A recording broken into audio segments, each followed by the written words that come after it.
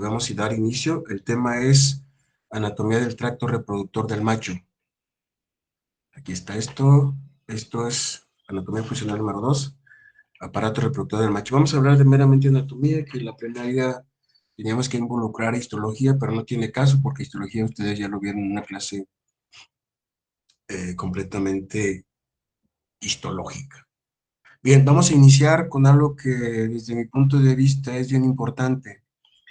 Quisiera comentarles también si hay alguna duda, si hay alguna pregunta, pues pueden interrumpir la presentación. Es una presentación corta, yo creo que cuando mucho durará 50 minutos, si todo sale bien. Entonces vamos a iniciar con esto, la diferenciación sexual. ¿Por qué es importante la diferenciación sexual?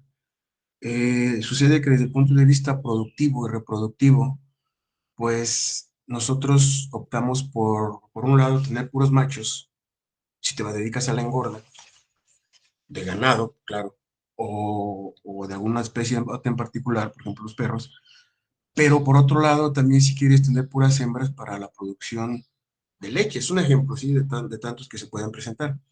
Entonces, ¿en qué momento ocurre esa famosa diferenciación sexual?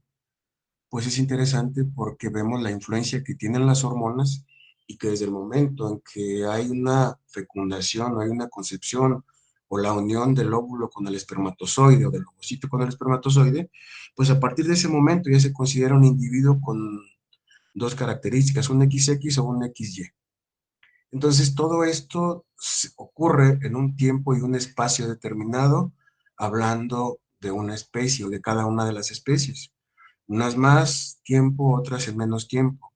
Entonces, de lo que estamos hablando es lo que nosotros conocemos como sexo genético o sexo cromosómico. ¿Por qué es importante? Porque tenemos que diferenciarlo del sexo fisiológico, porque una característica es cuando ya tienes lo físico o la presencia de los testículos, por ejemplo, y puede ser que de repente tengas otro tipo de características y ya no es un sexo fisiológico, sino que es un sexo cromosómico o genético. El genético entonces determinado por el XX o el XY, el tipo de cromosomas que tengas. Los mamíferos, pues bueno, es importante que sepamos también que solamente hay dos sexos, aquí no hay nada más, se reproducen sexualmente y solo hay dos sexos, cada uno produce un tipo específico, o produces ovocitos si eres hembra o mujer, o produces espermatozoides si eres macho o eres hombre. No hay más. Aquí las características, era lo que les decía, puedes fenotípicamente tener unas características, pero genéticamente vas a tener otras que van a determinar tu sexo, y es el que importa. ¿Cómo es que llegamos a esto? Pues bueno, genéticamente sabemos que influye en la diferenciación sexual. Pero anteriormente, ¿qué se creía? ¿Qué se creía durante esta, o cómo se daba esta diferenciación sexual? Fíjense que estamos hablando desde el año 300 antes de Cristo hasta la actualidad, siglo XXI, en donde a través de los filósofos, los pensamientos filosóficos y lo que existe actualmente no hay ninguna diferencia, porque de una forma vulgar, de una forma corriente, pues nosotros podemos decir, he escuchado yo versiones en la misma gente de los pueblos, donde dicen lo mismo que decían estos filósofos, pero sigue siendo una teoría. Si los humanos hemos sido creativos en la generación de ideas para explicar cómo se determina el sexo. Entonces, primero Aristóteles decía que mientras más calor hubiese en la cópula, más probabilidades habría de ser un macho, ¿sí? Sigue siendo una teoría. Mientras que Anaxágoras, el personaje que está en la parte inferior en la foto, decía, bueno, el semen del testículo derecho produce machos y el del izquierdo produce las hembras. Otros personajes, filósofos también del siglo XIX, decían, bueno, hablando del ovario de la mujer, el ovario del derecho produce machos y el izquierdo va a producir las hembras. Todo esto es teoría. De aquí que haya cuestiones nutritivas, cuestiones nutricionales, hábitos alimenticios para supuestamente asegurar que va a ser hembra o que va a ser macho, pues sigue siendo una teoría. Entonces, eso es lo que marca la diferenciación sexual. Hay un tejido que debemos de considerar para que se dé esta diferenciación sexual y se llaman primordios gonadales. ¿Qué son los primordios gonadales? Pues bueno, son tejidos que embriológicamente van a dar origen a una hembra o a un macho, ¿sí?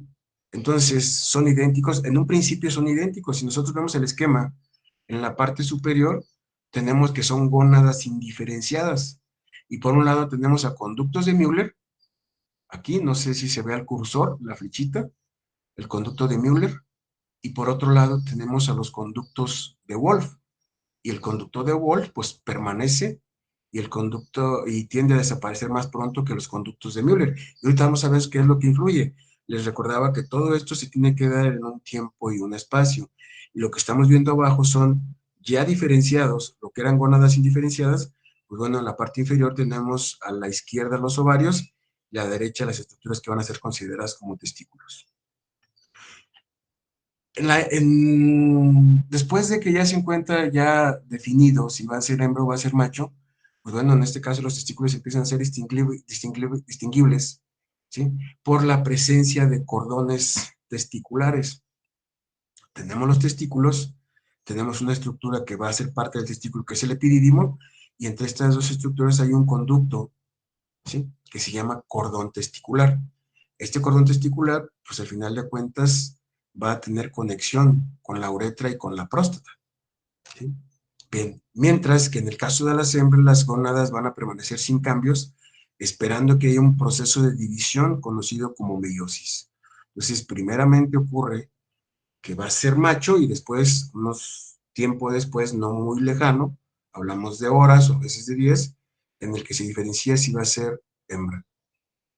Bien, existen tres tipos de células en lo que va a ser el aparato reproductor del macho. Primeramente, las células conocidas como células de soporte, en el macho se le conocen como células de Sertoli. Las células productoras de esteroides, pues bueno, se llaman células de Leydig, y hay unas células germinales que van a dar origen a la formación de los espermatozoides. Y este es un esquema, esta foto pues está en internet, la verdad en internet, pero aquí están donde se encuentran localizadas los tres tipos de células, ¿sí? Si se fijan, es un corte histológico de lo que va a ser el testículo, embriológicamente, y dónde se encuentra la posición de estos tres tipos de células. Bien, conductos sexuales. Ya vimos los primordios gonadales, ya vimos que ya están diferenciados, pero ahora vamos a ver qué es lo que influye los aspectos hormonales para que aparezcan los caracteres sexuales secundarios para una hembra o para un macho.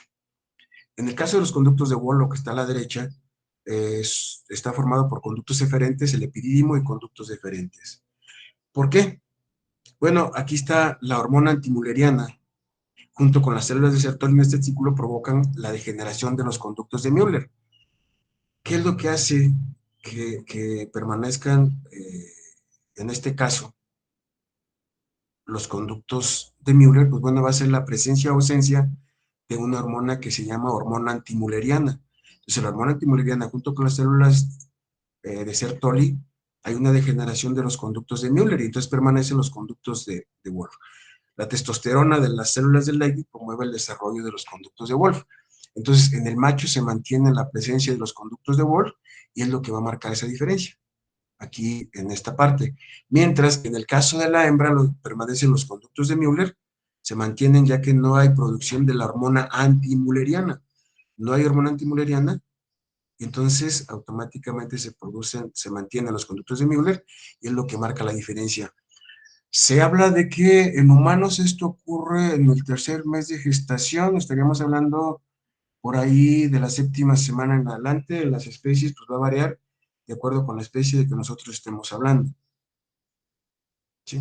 Bien, continuando con esto, en 1947, para hablar de la diferenciación sexual, pues bueno, dice este doctor Just, pues bueno, la diferenciación va a estar dada por la presencia o ausencia de los testículos, eso es muy claro, pero después, haciendo estudios genéticos, se puede ver que en el cromosoma Y es el que marca la diferenciación sexual y entonces es el que va a determinar las características masculinas, pero el cromosoma Y tiene un gen que se llama SRY,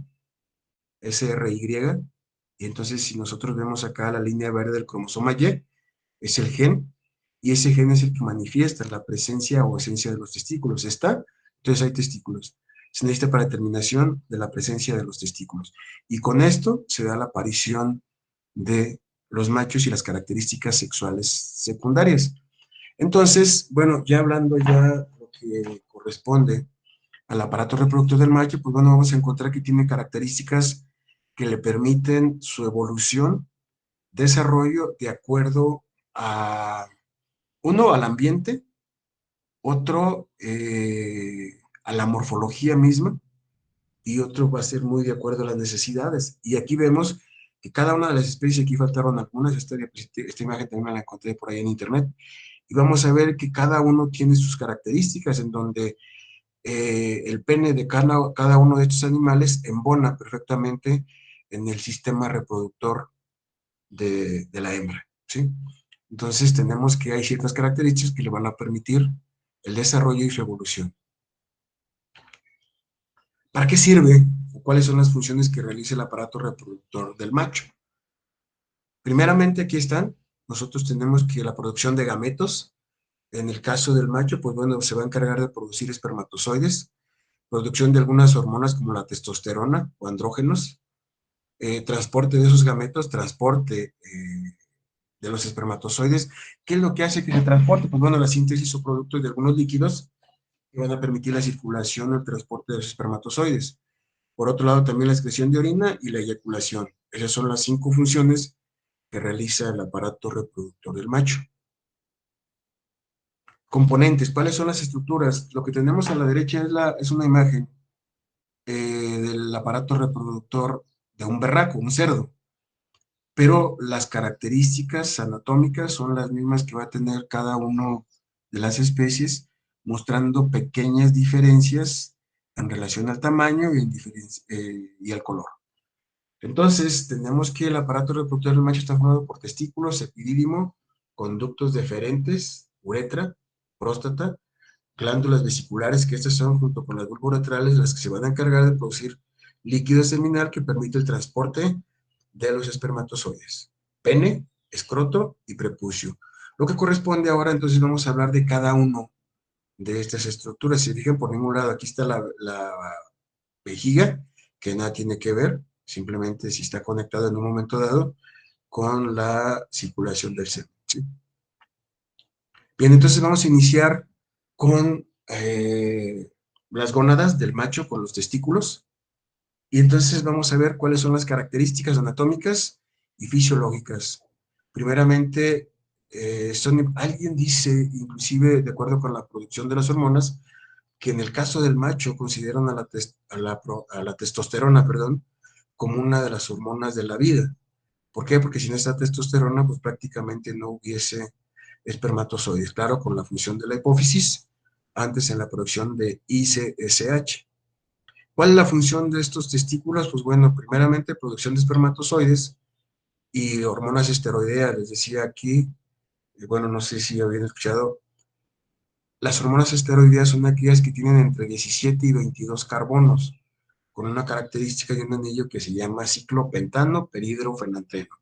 Estas son las características que pueden tener aquí. Entonces, entre las hormonas que se van a producir, pues bueno, está la testosterona y algunos andrógenos. Posición, o pueden ser pendulantes o son sésiles. Pendulantes, pues bueno, están colgando y se llama sésiles en la posición que tienen, por ejemplo, los gatos y los cerdos, que están adheridos en la parte posterior del cuerpo, en la parte posterior del cuerpo. Esta es la morfología del testículo. El testículo va a tener esta gran cantidad de estructuras. ¿Se fijan? Son 2 estructuras. Considerando los conductos diferentes, pues bueno, van a ser 13, en donde podemos rescatar quizás cuáles son las más importantes, pues yo creo que todas, pero simplemente identificar las células de Leydig, el epidídimo, que al final de cuentas el epidídimo es una serie de tubos que está formado y en donde el epidídimo tiene 3 partes, la parte superior que se llama cabeza, está acá, la parte cuerpo, la parte corporal, cuerpo del epidídimo que es la parte medial, y la cola que es la parte que está abajo del testículo. Entonces cada una de estas estructuras es importante. Si se fijan en medio de un sistema tubular y otro sistema tubular, está algo que nosotros llamamos mediastino. El mediastino en realidad etimológicamente significa en medio de, y en medio de estos dos sistemas tubulares pues tenemos el mediastino. Esta sería la morfología general del testículo. Ahora vamos a ver las características. ¿Qué debe de mantener? ¿Qué es lo que mantiene el testículo? Por un lado tenemos la inervación y por otro lado tenemos la irrigación. Entonces, el testículo lo que va a ser inervado por nervios escrotales, nervios que vienen a través del escroto y son ramas. Una rama se le llama hilio inguinal, que inerva la parte anterior del escroto, y otros van a inervar la parte posterior del escroto. Entonces la inervación viene por delante y por atrás del testículo. ¿Sí queda claro? Irrigación del testículo. ¿Cómo es que se mantiene? Pues bueno, es importante entender que la arteria que se encarga de irrigar al testículo, pues bueno, es arteria testicular. ¿Cómo nos damos cuenta que existe? Aquí está marcada en rojo en este esquema, pero nos damos cuenta que existe porque cuando castramos, lo que nosotros ligamos o que quizás presionas con el emasculador es un paquete que nosotros conocemos como paquete vasculonervioso. Ese paquete vasculonervioso está formado por una arteria, que es la arteria testicular, otro que es la vena, vena testicular, y por otro lado tenemos un nervio, ¿sí? Entonces, aquí la irrigación del testículo va a estar dada por la arteria testicular, la arteria de conducto deferente y la arteria cremastérica. Esta nos damos cuenta que al final de cuentas va a ir al músculo cremaster, no solamente al testículo, que es la que hace que el músculo se retraiga si no está relajado. Si el testículo se retraiga, perdón, si no está relajado. Otra característica del testículo, pues bueno, tiene dos túnicas. Tiene una túnica albungina y tiene una túnica vaginal, que son estructuras de tejido conectivo laxo, y en donde vemos que estas estructuras, estas túnicas le permiten que el testículo se desplace dentro de esto, igual dentro del escroto, y que tengas tú la capacidad para poder detectar ese movimiento. Que en el momento que hay una incisión, por ejemplo aquí, pues automáticamente viene una respuesta por parte del testículo, porque también están inervadas. La función, por ejemplo, de la túnica vaginal, pues bueno, va a ser el movimiento testicular. Y entonces, si nosotros nos vamos a la túnica longínea, lo que vamos a ver que su función es mantener la erección del pene, algo que aparentemente es independiente. ¿Sale? ¿Cuál es el tamaño? ¿Cuáles son las características de las gónadas? Pues bueno, primeramente, esta es la posición, si se fijan en este caso los dos testículos, en el caso de los machos cabrios, caprinos, y los borregos o bovinos, pues bueno, son pendulantes. Aquí está el tamaño, 30 centímetros es lo que puede estar pendulante. ¿Qué tan importante puede ser esto? Pues bueno, es que muchas veces se toma como referencia la producción de espermatozoides, pero no es la única, sí hay que tomar otras cuestiones para poder determinar si el macho va a servir para la monta o no va a servir para la monta. Esto se les digo nada más como punto de referencia. Las gónadas, también en el caso del cerdo, aquí está el tamaño, están muy grandes, este tamaño está muy grande. Yo creo que miden la mitad, unos 25, 20 centímetros. La posición es sésiles, y en el bovino adulto, pues bueno, la posición es que van a ser largos, sí pueden llegar a medir entre 25 30 centímetros o hasta 35 centímetros. Son pendulantes y es en posición vertical. A veces son hasta más largos cuando el animal es ya de avanzada edad. En los perros, 5 o 9 centímetros, son pendulantes. Uno está medio adelante del otro, son oblicuos. Y en los gatos, vean la característica, pues bueno, en los gatos, pues son, parecen bolas de algodón aquí. Tenemos el tamaño, 14 a 2 milímetros, posición vertical, ventral al ano. Entonces son sesiles, aquí está el ano y entonces aquí tenemos los testículos. Caballo, también se consideran pendulantes, aunque no muy colgantes como el del toro o bovino o como el de los borregos. Este es el peso que puede tener algunos animales, el peso de los testículos, y bueno, es aproximadamente, o sea, lo que tenemos que hacer cuando somos médicos, pues ver y evaluar si el peso coincide. ¿sí? Debe ser cercano, puede ser menos o puede ser más, ¿sale? ¿De acuerdo con qué? De acuerdo con la talla del animal. Es una pregunta que hacen aquí en la presentación algunos maestros de Anatomía Funcional 2. Si alguien sepa, y es una pregunta también para todos, si hay, eh, ¿cuál es el animal? Hablando de forma general, ¿cuál es el animal que tenga o que tiene los testículos más grandes? No sé si alguien tenga una idea.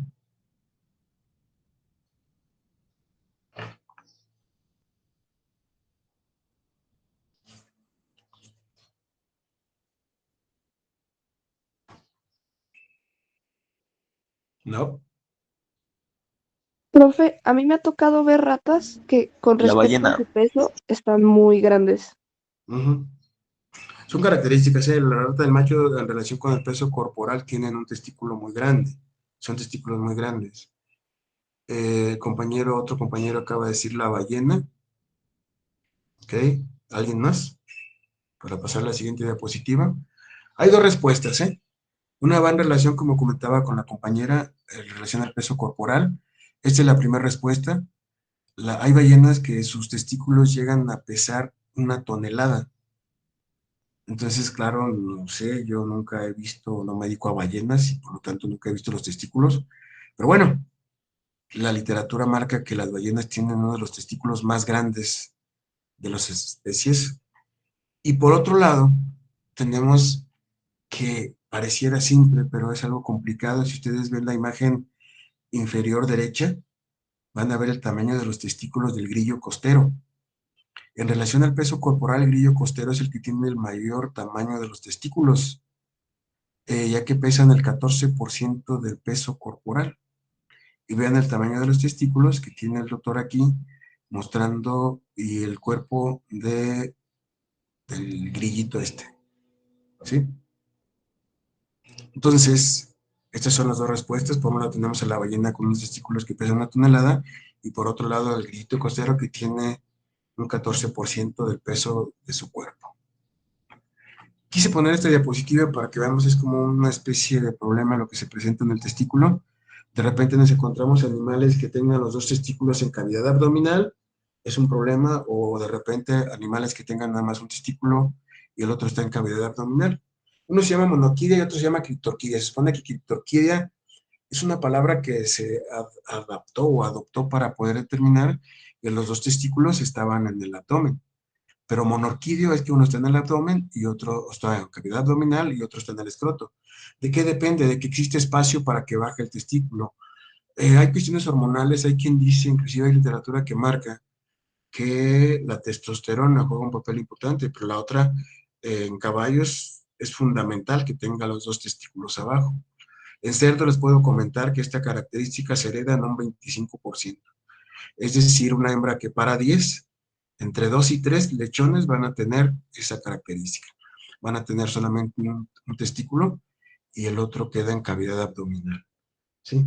Curiosamente, sigue siendo fértil, cambia la temperatura y lo único que puede llevar a tener es una especie de tumores dentro del testículo que queda dentro de la cavidad abdominal.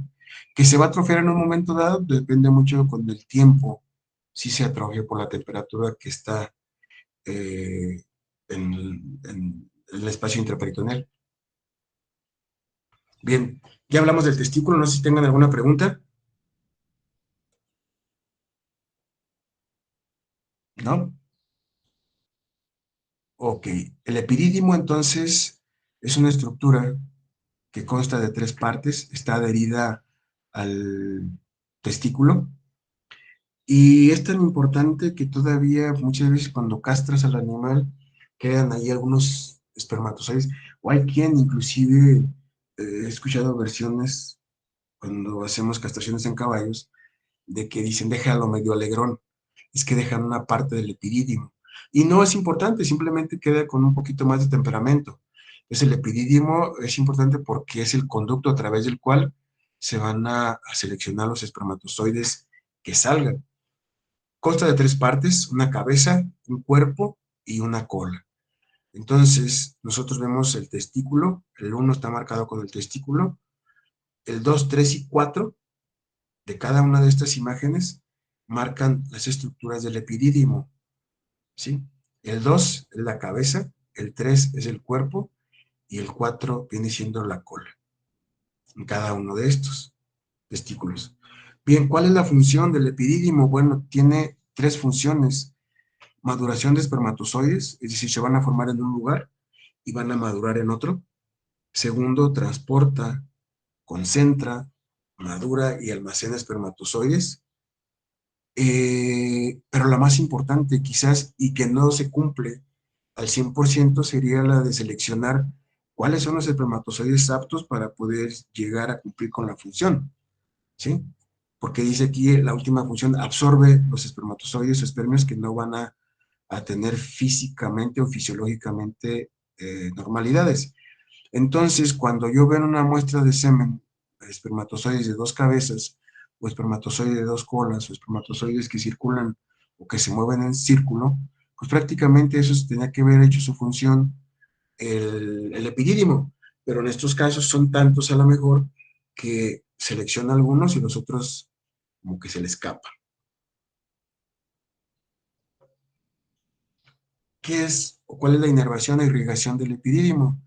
Bueno, la inervación va a estar dada por nervios espermáticos, sí, ramas que se originan en los nervios espermáticos y que llegan exactamente a lo que es el epidídimo, que es esta parte, esta estructura, ¿sí?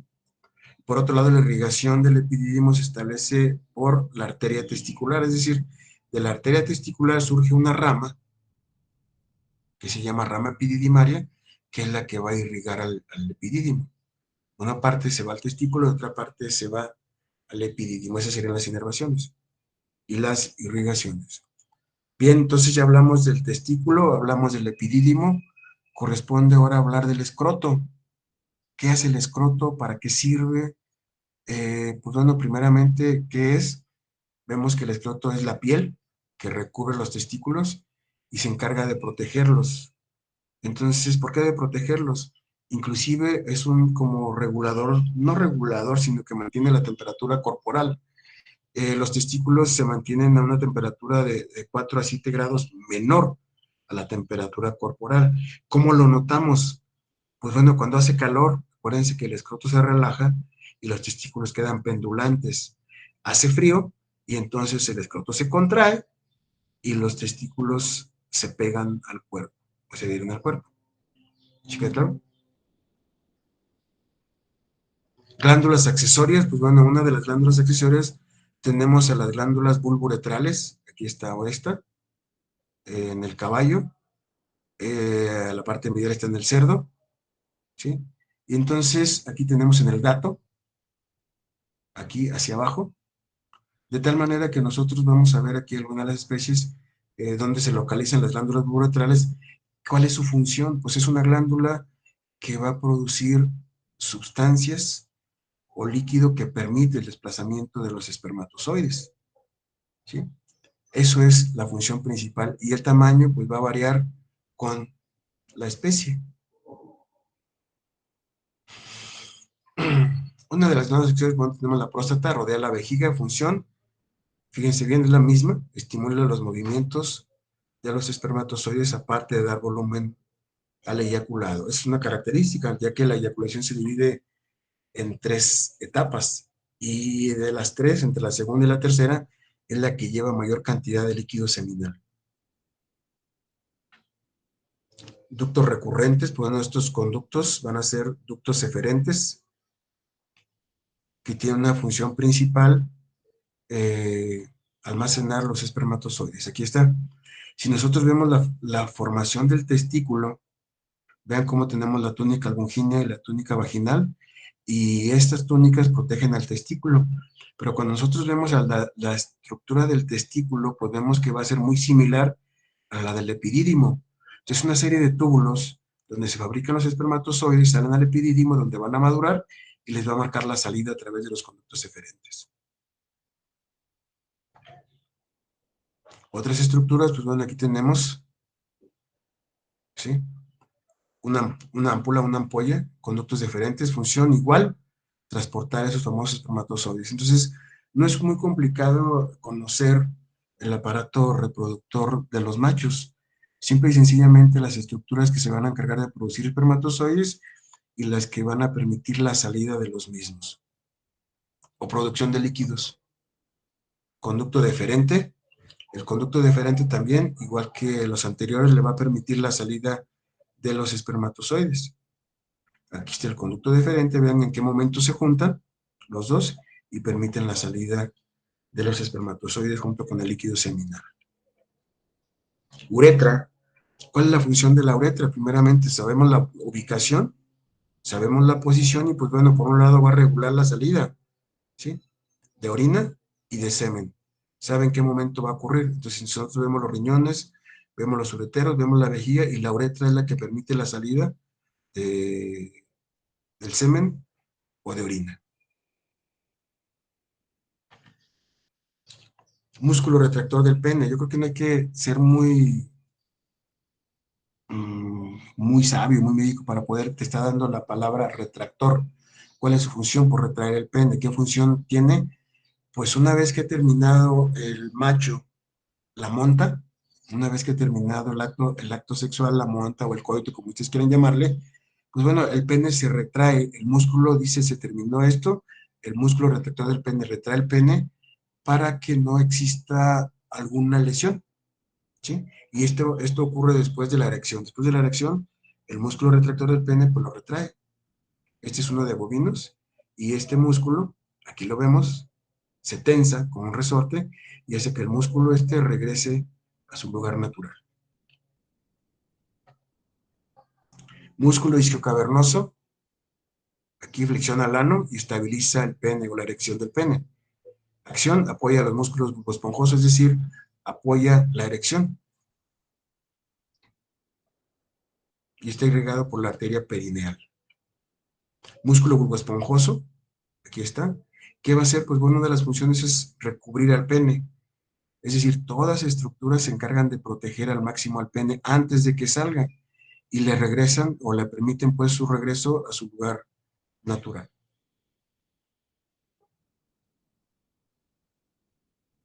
El cremaster, bueno, el cremaster más que nada está relacionado con la posición del testículo. Aquí está, tenemos el testículo. Y entonces es un músculo que permite que el testículo se pueda mover.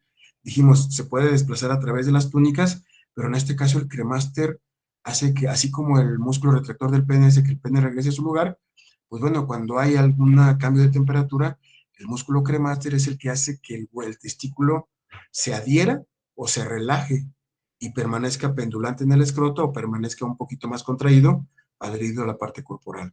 ¿Cuáles son las funciones? Regulación del flujo sanguíneo, regulación de la temperatura y descenso del testículo. Y si se fijan, estas tres funciones hacen que el testículo cuelgue más a través del escroto o permanezca adherido a la superficie corporal. El músculo prepucial, pues donde dice que le va a permitir la salida del pene a través del prepucio, ¿sí? Y entonces, ¿qué hace? Pues durante la erección tiene la mayor importancia, porque le va a permitir que el pene salga y penetre a la hembra. Prepucio, quizás una de las partes más importantes en la limpieza o la higiene. Muchas de las veces tenemos aquí sarro, llamamos sarro, pero es como una especie de suciedad, ¿sí? Es el saco externo que recubre la porción libre del pene, pero la función principal es protegerlo, es decir, es como una especie de limpiador en todas las especies y nos damos cuenta cuando queda ahí en la orillita, en la salida, les digo que muchas veces pensamos que es una infección. No es infección, es una característica y está limpiando, está evitando que el pene eh, tenga infecciones. Que no se cumple muchas veces al 100% de la limpieza, no. Sí, pero en la mayoría de los casos la función es protegerlo o limpiarlo. Y bueno, estas son las características del pene ya por especie. Caballo, lo que llama aquí la atención es el gato, las espículas. Vean las espículas que tiene el pene del gato. Vean las características del pene del cerdo. Parece, cuando ustedes lo ven en vivo, si alguien lo ha visto, pues sé que alguien maneja cerdos. Pues bueno, es como una especie de broca, como de taladro, en donde se ve claramente que tiene movimientos giratorios o rotatorios para poder penetrar la hembra. Y no es que tenga movimientos rotatorios, así se ve, pero es para que embone perfectamente en la vagina o el aparato o sistema reproductor de la hembra. El del perro, aquí están también sus características. El de la cabra, también son muy delgados y largos, y el del toro. Entonces aquí están la mayoría de las especies, las características del pene. Ahora, funciones del pene, ¿cuáles son? Pues bueno, permite el paso del semen durante la eyaculación, permite la salida de la orina durante la micción, y pues hace que este se mantenga erecto a través de todos los músculos, músculo isquiocavernoso, músculo bulboretral. Esos músculos son los que van a permitir que el pene se permanezca erecto o tenso. Aquí están las características. Entonces, toda esta función se realiza por el músculo isquiocavernoso, músculo bulboesponjoso y el músculo retractor del pene. Esto es lo que les decía. En un caballo que queda con estas características es muy probable que tenga lesiones en el pene. Ocurren muchas fracturas. El toro también, eso es muy largo. Ahorita vamos a ver el tamaño que puede llegar a tener el pene de un toro. Aquí están. Forma, pues bueno, el equino lo tiene cilíndrico y aplanado lateralmente. En bovino, cerdo y perro, pues también es cilíndrico. El tamaño, vean el tamaño. En el bovino puede llegar a medir 90 centímetros, y algo que no se ve tan común, porque normalmente no lo vemos completo el pene del toro. En un equino se ve más ancho, se ve más grueso que el del toro, pero llega a medir entre 50 y 60 centímetros. A veces, por la raza del caballo, pues puede ser un poquito más grande. El del cerdo entre 50 y 60 centímetros y el del perro entre 6 y 24 centímetros. Tipo, pues bueno, hay dos características nada más. O es musculoso o muscocavernoso, y otro es fibroso. Rumiantes y cerdo es fibroso, y en el equino y perro es músculo cavernoso. Quiere decir que está más irrigado, y en donde la erección pues va a depender mucho de la irrigación que tenga ese órgano. Aquí están otras características. Si se fijan también el pene del gato, aquí se alcanzan a distinguir. Aquí está el pene del perro. Esta bulbo, este es lo que hace que los perros se peguen sobre las perras, ¿sí? Aquí está un pene flácido, y todos los demás, estos tres, son erectos. Y aquí están las partes del pene o porciones del pene. Pues bueno, tiene un glande, ¿sí? Este es el glande, o lo que le llaman cabeza, o cabecita, como quieran decirle. Y este pene tiene un proceso uretral acá. A esto se le llama corona del glande. Este es el glande, corona del glande. Cuello, de aquí a aquí, se le llama cuello. Y a esta parte, esta curvatura que está aquí, se le llama rafé del pene, esta. Y cuando lo vemos ya afuera, pues bueno, estas son las características. Igual, ya cada quien va a identificar las estructuras. Hay que entender lo que el glande, pues normalmente es la cabeza, la corona, el cuello y el rafé del pene. Aquí están, en el equino, el otro lado de bovino. Aquí está el glande, aquí están, entonces, aquí están las tres estructuras. Esto es la cabeza, o es el glande. Esto es el proceso uretral. Aquí está la fosa del glande, aquí está por abajo donde sale el proceso uretral. La corona del glande es esta, ¿sí? Y el cuello es de aquí hasta aquí.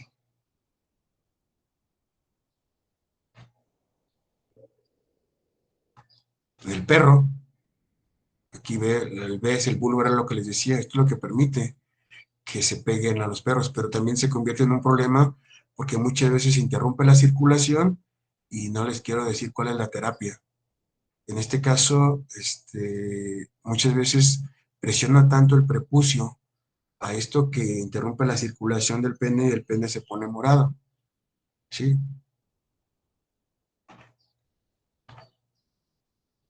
Y el cerdo, entonces vemos aquí, que el dibujo no deja mucho a ver la realidad, porque el pene prácticamente, les digo, parece una broca, y del momento en que está desenvainando, está sacando el pene al cerdo, o el semen tal, pues se ve prácticamente que se está moviendo, aunque en realidad lo único que está haciendo es sacándolo, y es en forma de espiral.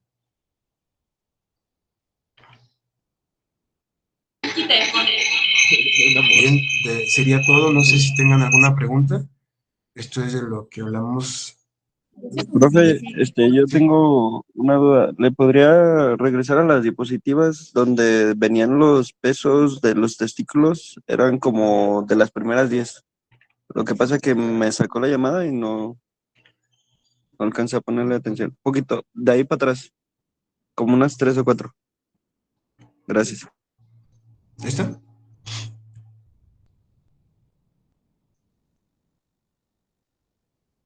La siguiente, profe, hacia atrás, por favor. A ver, otra más, por favor, profe. Creo que ¿Le dijiste la de los sí, otra pesos? más. ¿Esa? Sí, ya. Gracias, profe. Ok. Bien, ¿alguna otra pregunta?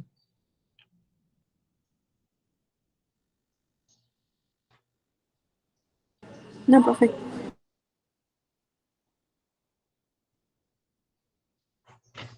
Bueno, de mi parte sería todo. Si no hay preguntas, pues ya van a tratar el tema con los maestros, respectivamente. Y pues bueno, nos vemos luego. Gracias, profe. Sale, que estén bien. Gracias. Adiós. Gracias, profe. Gracias. Gracias, profe. Gracias, profe. Adiós. Buenos días, profe. No, gracias, profe. Sale, que estén bien. ¿Le puedo hacer un comentario ahorita al final de que salgan todos? Sí. Gracias.